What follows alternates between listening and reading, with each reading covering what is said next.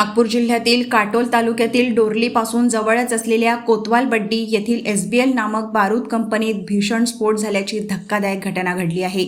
प्राथमिक माहितीनुसार या स्फोटात 2 कामगारांचा मृत्यू झाला असून अनेक जण जखमी झाले आहेत। जखमी कामगारांना रुग्णालयात दाखल करण्यात आले असून त्यांच्यावर उपचार सुरू आहेत। 16 फेब्रुवारी रविवार रोजी या बारूद कंपनीत स्फोट झाला। घटनेची माहिती मिळताच जिल्हा पोलीस अधीक्षक हर्ष पोद्दार यांच्यासह पोलीस, अग्निशमन, रुग्णवाहिका, फॉरेन्सिकचे वरिष्ठ अधिकारी तातडीने घटनास्थळी रवाना झाले आहेत। या स्फोटाची तीव्रता इतकी होती की या स्फोटाचे हादरे परिसरात अनेक किलोमीटर अंतरावर बसल्याची माहिती स्थानिक नागरिकांनी दिली। उन्हाळ्याचे दिवस असल्याने परिसरातील जंगलात सुद्धा या स्फोटामुळे मोठ्या प्रमाणात आग पसरल्याचे सांगण्यात येत आहे। घटनास्थळी आजूबाजूच्या गावातून लोकांनी गर्दी केली। या कंपनीत फटाक्यात लागणाऱ्या बारूद या ठिकाणी तयार होत असल्याची माहिती आहे।